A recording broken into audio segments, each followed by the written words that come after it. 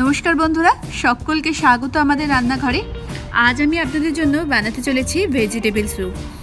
Dinner আর লাঞ্চের মাঝখানে খিদে পেলে এটি কিন্তু একটি হেলদি আর টেস্টি খাবার।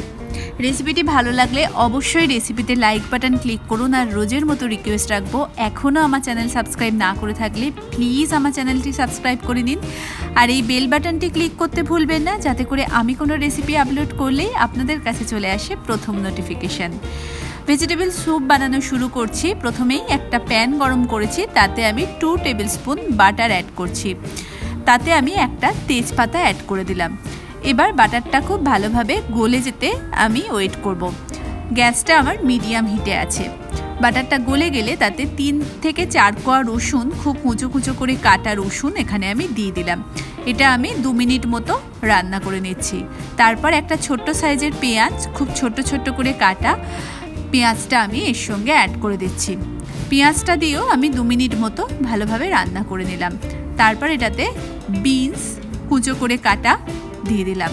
আমি মোটামুটি 50 গ্রাম মতো বিনস নিয়েছি। অল্প একটু বাঁধাকপি, 1/2 কাপের মতো বাঁধাকপি গ্রেট করে এর সঙ্গে আমি অ্যাড করছি। আর একটা মিডিয়াম সাইজের গাজর এভাবে গ্রেট করে নিয়েছি, সেই গ্রেটেড গাজরটাও আমি এর সঙ্গে অ্যাড করে দিলাম। এবারে সবগুলো আমি মিনিট 5 মতো এভাবে রান্না করে নেব মিডিয়াম হিটে। এরপর এতে অল্প একটু নুন দিয়ে দিলাম, পরিমাণ মতো নুন এখানে আমি অ্যাড করে দিচ্ছি। নুনটা দিয়ে আরও 2 মিনিট এটাকে রান্না করে নিলাম। তারপরে মটর দিয়ে দিচ্ছি। মটরও আমি 1/2 কাপ মতো নিয়েছি। এটা মোটামুটি 2 থেকে 3 জনের মতো স্যুপ হবে।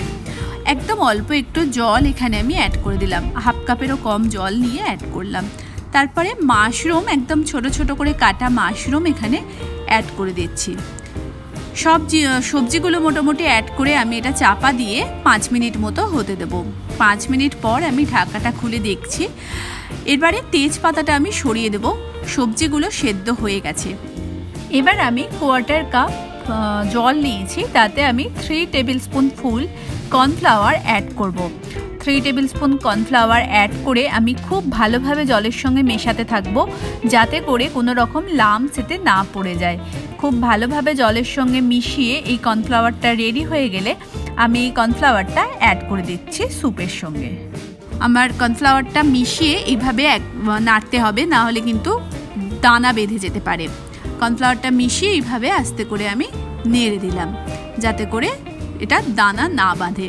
এটা খুব ভালোভাবে এর সঙ্গে মিশে গেছে। অন্যদিকে সবজিগুলো সেদ্ধ হয়ে গেছে। উপর থেকে এবার আমি অল্প একটু ক্রাশড মরিচ গুঁড়ো অ্যাড করে দিচ্ছি। মরিচটা যে যেমন ঝাল খেতে পছন্দ করেন সেই মতো অ্যাড করবেন। আমার মরিচ গুঁড়োটা অ্যাড করা হয়ে গেছে।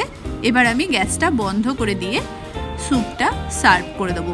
খুব তাড়াতাড়ি হয়ে যায়, মিনিট 15 মতো সময় লাগে এটা তৈরি হতে।